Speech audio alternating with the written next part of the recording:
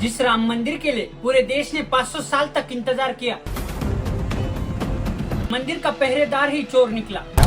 Samajwadi party के अखिलेश यादव ने एक ट्वीट किया, तब ये हड़कंप हुआ।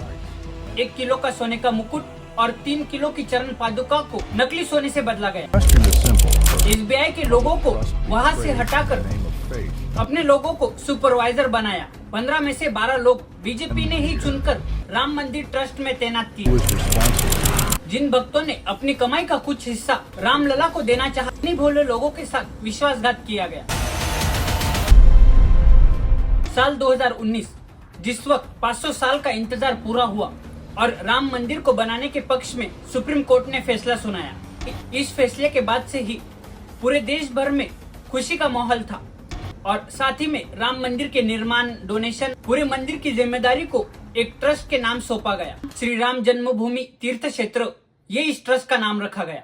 लेकिन इस ट्रस्ट को बनाते समय ही इसे एक प्राइवेट ट्रस्ट बनाया गया, यानी कि इस ट्रस्ट पर ना तो गवर्नमेंट का कोई कंट्रोल होगा और ना ही किसी को इस ट्रस्ट के बारे में ज्यादा कुछ पता चल पाएगा, यानी कि ये एक ऑटोनॉमस ट्रस्ट बनाया गया। तो भले ही गवर्नमेंट का इस ट्रस्ट पर कोई भी कंट्रोल नहीं था, लेकिन इस ट्रस्ट में जितने भी लोग थे, ज्यादातर लोग बीजेपी से ही जुड़े हुए थे। जैसे कि नृपेंद्र मिश्रा, ये 2014 से 2019 तक पीएम मोदी के प्रिंसिपल सेक्रेटरी थे।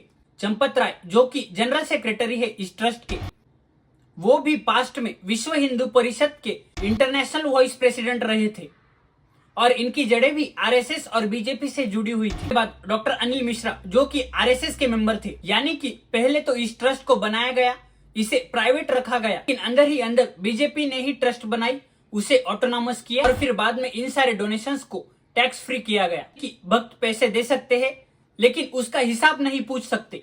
दोस्तों, इंडियन एक्सप्रेस की रिपोर्ट के अनुसार 2020 में एक प्राइवेट ऑडिट कंपनी ने पहले से ही प्रिडिक्ट कर दिया था कि ट्रस्ट का मैनेजमेंट हाईली अनप्रोफेशनल है और इसके कारण आगे हिसाब में गड़बड़ी आ सकती है, ऐसा अनुमान इन ऑफिसर्स ने लगाया था। लेकिन इस बात को सीरियसली लेने की बजाय इस रिपोर्ट को वहीं पर दबाया गया। दोस्तों, दीनानाथ वर्मा, जो कि एक साइट इंजीनियर थे, उन्होंने नोटिस किया कि जानबूझकर कंस्ट्रक्शन मटेरियल्स का बिल ज्यादा दिखाया जा रहा है। इसकी कंप्लेंट वो अपने सीनियर से करते हैं, लेकिन उस वक्त सीनियर उन्हें कहते हैं कि हमें 40% डॉक्टर अनिल मिश्रा को भी देना होगा। ये बात खुद दीनानाथ वर्मा ने न्यूज के सामने कही थी और फिर इतनी गड़बड़ी के बाद पूरा कंस्ट्रक्शन होता है और साल 2024 में ये मंदिर भक्तों के लिए खुला कर दिया जाता है और हर रोज 8 से 13 लाख का दान। दोस्तों, कई बार तो ये डोनेशंस 50 से 60 लाख तक भी चले जाते थे। दोस्तों, इतने बड़े डोनेशंस के लिए मंदिर एसबीआई ट्रस्ट के साथ ही सेट करता है और उसमें एक एमओयू साइन करता है, जिसमें कि डोनेशन कलेक्शन से लेकर डोनेशन सीधा एसबीआई बैंक में डिपॉजिट होने तक सारा जिम्मा एसबीआई ऑफिसर संभालेंगे और इसी के लिए एसबीआई कई सारे लोगों को हायर करती है। लेकिन इस हायरिंग में भी एक बड़ा गफला देखा गया और चंपत राय और अनिल मिश्रा के रेफरल्स से उन्हीं के ही फेवर वाले लोग इस काउंटिंग सिस्टम में सेट करे गए, जिसी के कारण ये चोरी आगे होती है। चंपत राय के ड्राइवर टिन्नू यादव और उनका भतीजा मनीष यादव ये एक मुख्य पोस्ट पर थे और इन्हीं के अंडर कई सारे लोग काम कर रहे थे।